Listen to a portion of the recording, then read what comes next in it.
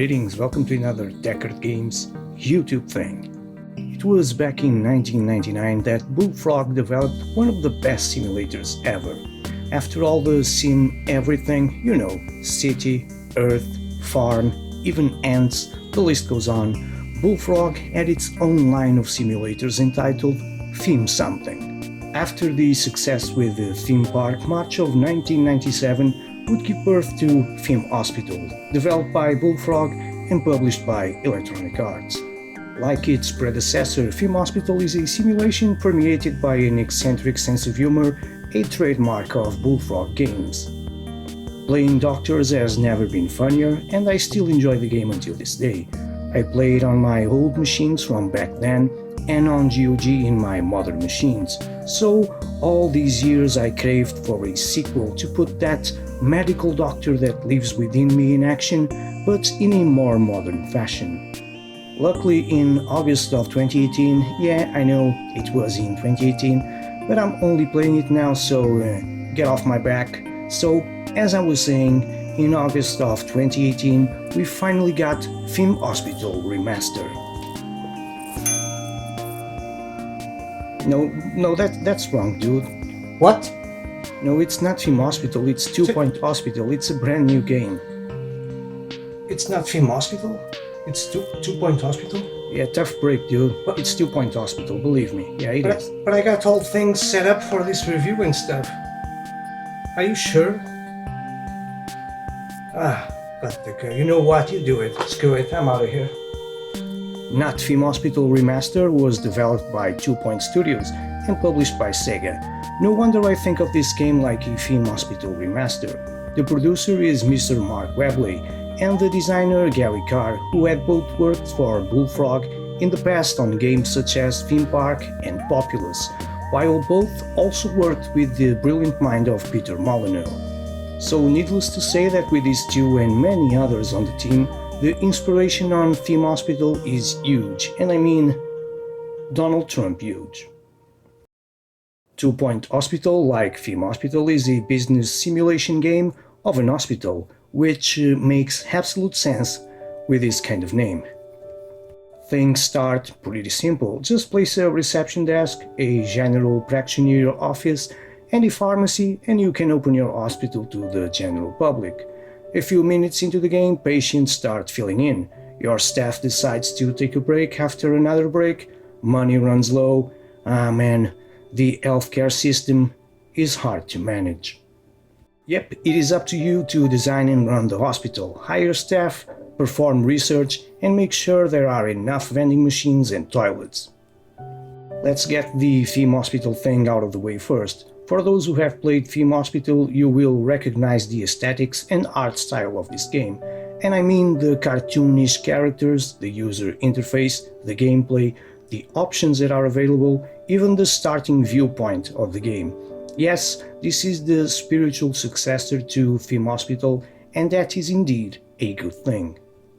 As for the game itself, patients enter your hospital with all sorts of hilarious illnesses that need to be taken care. So one needs to ensure that the needed resources are built and functional. First comes the hospital reception to welcome and guide your patients to the correct places. So position a reception desk in a well-placed area, and that's pretty much it. First task of curing any kind of illness is of course the diagnostics. Build some GP's offices, a general diagnosis room, and so on. Patients need to be diagnosed not only to identify their illness, but to administer the correct treatment and to discover some new ones. When it comes to curing patients, start by building a pharmacy, a ward, and so on. New rooms are unlocked as the player progresses into the game, and it's about balancing the needs of your patients at any given moment with the services that you have at your disposal. Of course, none of these will work on their own, so I guess it is time to hire some staff, receptionists, nurses, assistants, handymans, which are dudes or dudettes that are handy, and of course, doctors. Specific rooms can only function with specific staff. GP's offices require a doctor, pharmacies require a nurse, so the correct balance between the rooms that you have built and the staff that is needed is mandatory. When hiring staff, one can also keep an eye for special and individual skills like the ability to correctly identify an illness.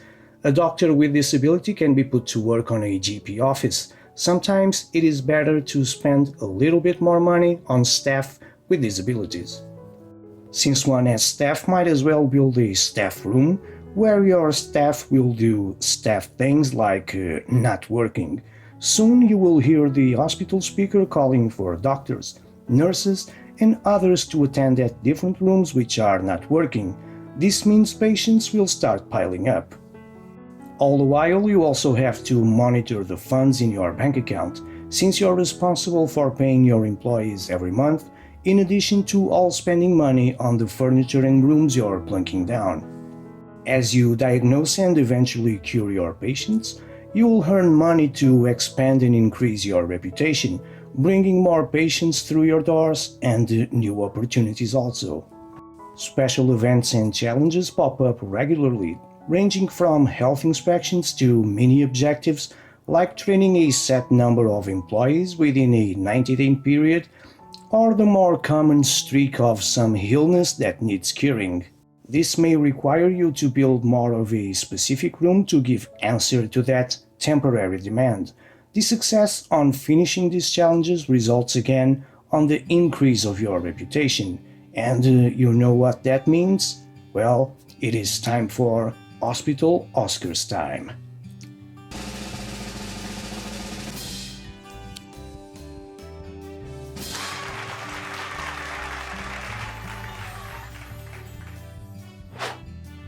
Two-point structure sees you open substantially more and more complex hospitals with higher goals added each time in order to unlock your promotion to building and managing the next one.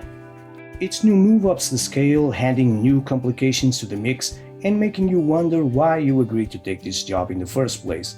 But really, it's a lot of fun and very satisfying to watch your hospital running reasonably efficiently. Each new hospital, out of a total of 15, throws new challenges at you, and generally you're tasked with juggling more balls as you progress deeper in the game. The design of the game, the way it leads you from low to high complexity, it is just perfectly paced. The controls feel great, the visual information is spot on, you can tell at a glance if things are running smoothly, and hovering the cursor inside the room brings up numbers over the heads of patients waiting for appointments in that room. This helps you plan how many waiting benches you need, how many snack machines, magazine racks, and so on.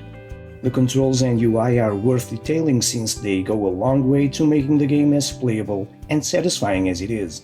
One button controls the camera angle, while the other allows you to move around the map. You can zoom in and out with the wheel. The real magic is that basically every button has a different function and they all work together seamlessly after about 10 to 15 minutes of practice. Given just how much information and stats you can access, the flawless control scheme is even more impressive. Needless to say that the UI also borrows a lot from Theme Hospital. I guess it's true what they say, don't fix it if it ain't broken. One word for micromanagement, I can't get enough of it. Yes, micromanagement is a big part of Two-Point Hospital, as one would expect from a simulation, especially when it comes to human resources. A key feature of a successful hospital, or pretty much anything, are human resources, and I love micromanaging the crap out of it. Assigning staff to a specific task was for me mandatory. Like assigning doctors with diagnosing skills to diagnosing rooms, or nurses with pharmacy extra points to the pharmacy, or even a handyman with great maintenance skills to just fix machines around the hospital. Yeah, assigning specific tasks to specific staff makes your toy hospital run way smoother because people know what to do and where to do it. Of course, my OCD kicks every now and then. I won't wait for a janitor to hear the call for a machine repair and slowly waddle his way there. I'll just pick him up in the air and drop him down in the room, forcing him to start working immediately. I guess I rule as a dictator, but come on dudes, it's people health we're talking about. Bits and bytes health? are still important to me, I'm not going to let my Theme Hospital curriculum be stained by a few lazy doctors. No, sir. We gotta get those Half-Life head crabs out of people's heads. Enough resonance cascades already. Get to work. The most attractive aspect of Two Point Hospital is its abundance of measurable and achievable objectives. It doesn't overly rely on repetition or the ultimate goal of constructing the most efficient and most visually stunning hospital. You are always working on the set of tasks for each star level of a given hospital, but all the while you're also building towards larger career goals, and accomplishing those rewards you with currency you can spend to unlock new items for your hospitals. I smiled the moment I started managing my first hospital in Two Point Hospital. Maybe it's nostalgia, I don't know, and I don't really care. I don't think it has left my face in the many addictive hours since. There's something about the humor, the claymation characters, the silly diseases that elevates it to a point of the good old bullfrog days, and for that, I love it. We now bring you this segment, Sir Nigel Reviews. Today I take a look at the new fine dining establishment, Les Soufflés Tristes. And what a delight for the experienced palate this is. The scrambled emu eggs on pickled toast are particularly good. I give it 4 salt shakers. And so if you enjoy this video, here's a couple more that you can enjoy, and please feel free to explore all the others here on the channel. Remember to subscribe and leave a thumbs up on this one. As always, thank you very much for watching this, and until my next video, take care.